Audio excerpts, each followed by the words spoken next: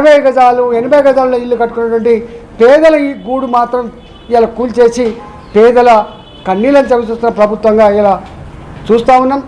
అదేవిధంగా మూసీ ప్రక్షాళనపేట, మూసీ నది ప్రక్షాళనపేట కొన్ని వేల ఇళ్ళు కూలగొట్టే ప్రయత్నం చేసిన నాడు ఇది తగదు, మీరు మూసీ ప్రక్షాళన చేసుకోండి, మాకు బాధ లేదు. కానీ దాని పేరిట 100 ఎకరాలలో ఉన్నటువంటి ఇళ్లను కాలనీలను కూలగొట్టి మీరు సుందరీకరణ పేరిట వాళ్ళ కళ్ళల్లో మట్టి కొట్టి మీరు మల్టీప్లెక్స్ నిర్మిస్తా అంటే మాత్రం తగదని చెప్పి ఆనాడు చెప్పి కొట్లాడినాం. మేము 3 నెలలు మూసీకి వ్యతిరేకంగా కొట్లాడినాం.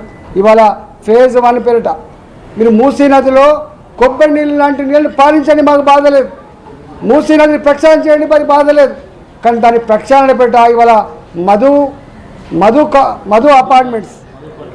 మధుకర్ అపార్ట్మెంట్స్ ఏవైతే ఉన్నాయో ఆ రిడ్జ్ ఏదైతే ఉందో 500 కుటుంబాలు నివసించేటువంటి అపార్ట్మెంట్లన్నీ కూడా ఇవాళ మీ ఆఫీసర్లు పోయి కూలగొడతామంటే అక్కడ పిల్లలు మాట్లాడుతున్న మాటలు కావచ్చు, మహిళలు పెడుతున్న శాపనార్థాలు కావచ్చు, అక్కడి ప్రజలకు బాధపడుతున్న తీరు కావచ్చు మీకు కనపడలేదని చెప్పి అడుగుతా ఉన్నాం. మొన్ననే కేంద్ర ప్రభుత్వం మీకు జాగా కావాలంటే మిలిటరీ జాగా ఇచ్చింది. ఇవాళ గాంధీ పార్కును బ్రహ్మాండ నిర్మించుకోండి, బాధ లేదు.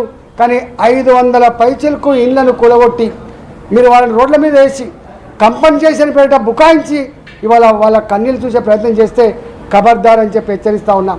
ఇవాళ 2 సంవత్సరాలు దాటిపోయింది ప్రభుత్వం వచ్చి.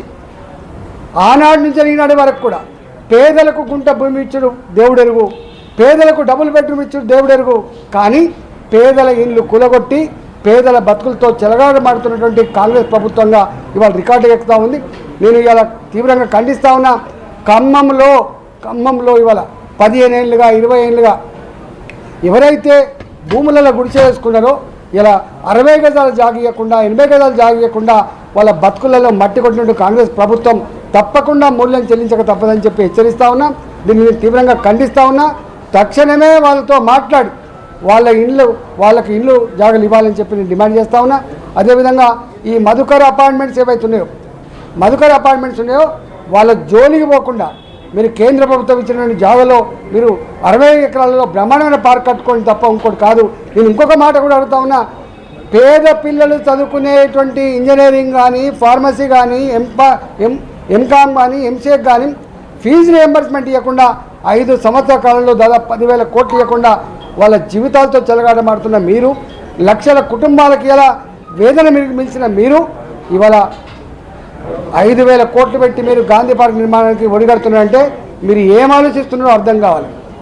ఆ దవాఖానాల్లో మందులు లేవు, రిటైర్డ్ ఎంప్లాయీస్కి ఇవాళ వాళ్ళ రిటైర్మెంట్ బెనిఫిట్స్ లేవు. ఇవాళ వాళ్ళు దాచుకున్నటువంటి ఎంప్లాయీస్ యొక్క ఫండ్ నుంచి డబ్బులు తీసుకుందామంటే వాళ్ళకి డబ్బులు లేవు. ఇవాళ స్కాలర్షిప్లు లేవు, హాస్టల్లో డైట్ ఛార్జీలు లేవు. ఇవన్నీ ఇట్లా ఉంటే పైసలు లేవని చెప్తూనే, అప్పుల పాలైనామని చెప్తూనే, చిప్ప చేతికి ఇచ్చామని చెప్తూనే మీరు మాత్రం గాంధీ పార్కు కోసం ఇల్లు కూలగొట్టి 5,000 కోట్ల రూపాయలు ఖర్చు పెడుతుందంటే మీ చూపంతా కూడా ఎటువైపు ఉందో దాన్ని బట్టి అర్థమవుతూ ఉంది. దీనికి తప్పకుండా మూల్యం చెల్లించక తప్పదని చెప్పి హెచ్చరిస్తూ ఉన్నాం.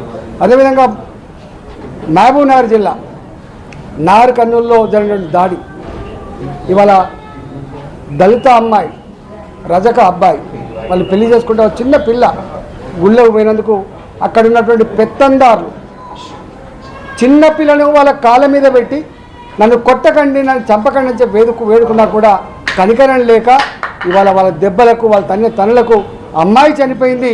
ఇలా వాళ్ళు కూడా తీవ్ర గాయాలతో ఉన్నారు. ఇలాంటి సంఘటనలు ప్రతి నిత్యం కొనసాగుతూ ఉన్నాయి. మీరు అనుకుంటున్నారు ఎవరు కూడా నన్ను ఏం చేయలేనని చెప్పి. తప్పకుండా ఇలాంటి ప్రభుత్వానికి సందర్భం వచ్చినప్పుడు ఏం చేయాలనో, ఎట్లా తీర్పు చెప్పానో తప్పకుండా తీర్పు చెప్తారని చెప్పి హెచ్చరిస్తా ఉన్నాం. ఇవాళ లా అండ్ ఆర్డర్ చక్కగా లేదు, పేదల బతుకులకు భరోసా లేకుండా పోయింది, పేదల గుడిసెలకు భరోసా లేకుండా పోయింది. ఇలాంటి అన్నీ కూడా ఇవాళ రాహుల్ గాంధీ మాట్లాడితే ఇలా పేదల గురించి, ధర్మం గురించి, చట్టం గురించి, న్యాయం గురించి మాట్లాడుతూ ఉంటాడు. కానీ నీ పార్టీ అధికారంలో ఉన్న తెలంగాణ రాష్ట్రంలో ఏం జరుగుతుందో మీరు చూడండి. దాన్ని ఎందుకు నిలువరించే ప్రయత్నం చేస్తున్నారో అడగండి. ఇవాళ రేవంత్ రెడ్డి సర్కారు చేస్తున్నటువంటి ఆగడాలు ఏవైతున్నాయో, చేస్తున్న దుర్మార్గాలు ఏవైతున్నాయో ఆపే ప్రయత్నం కనుక చేయకపోతే నీ పార్టీని తెలంగాణ ప్రజలు భూస్థాపితం చేస్తారని చెప్పి హెచ్చరిస్తా ఉన్నా. సార్, ఇప్పుడు కేంద్రం నుంచి నిధులు ఇచ్చారు, భూములు ఇస్తున్నారు ఈ ప్రాజెక్టులకు సంబంధించి. అప్పుడు ఈ సామాన్య ప్రజలకు ఇబ్బందులు జరుగుతున్నటువంటిది వాళ్ళ ప్రాజెక్టులో రిపోర్ట్స్ ఉండవు. వీళ్ళు ప్రాజెక్ట్ రిపోర్ట్లలో మేము ఇల్లు కొలగొడుతున్నాం, అపార్ట్మెంట్ కొలగొడుతున్నాం, ఖాళీలు కొలగొడుతున్నాం, పేదల భూమి గుంజుకుంటున్నామని చెప్పి ఎవరు చెప్పరు. ఏదో మంచి పని చేస్తామంటే ఇలా మూసి ప్రక్షాళన అది నిజంగానే రసాయనాలతో మురికి కుప్పంగా ఉన్నటువంటిది కాబట్టి దాన్ని బ్రహ్మాండంగా ఏదైనా ఉన్న టెక్నాలజీతో ఆ మూసీ నదిలో కొబ్బరి నీళ్ళ లాంటి నీళ్లు పారిస్తారని పిల్లలు ఈత కొట్టుకునే కొనగా మారుతారని చెప్పి భావిస్తారు. కానీ దాని సుందరీకరణ పేట ఇలా 100 ఎకరాలు అక్వైర్ చేసి వేల కుటుంబాల కళలో మట్టి కొట్టి ఇవాళ మల్టీప్లెక్స్లు కానీ పార్కులు కానీ నిర్మిస్తారని చెప్పి ఎవరు భావిస్తారు. కేంద్రం దృష్టికి తీసుకెళ్తారా సార్? మరి 100% తీసుకుపోతాం. ఎట్టి పరిస్థితుల్లో ప్రజాక్షేత్రంలో తెలుసుకుంటాం, తర్వాత కేంద్రం దృష్టి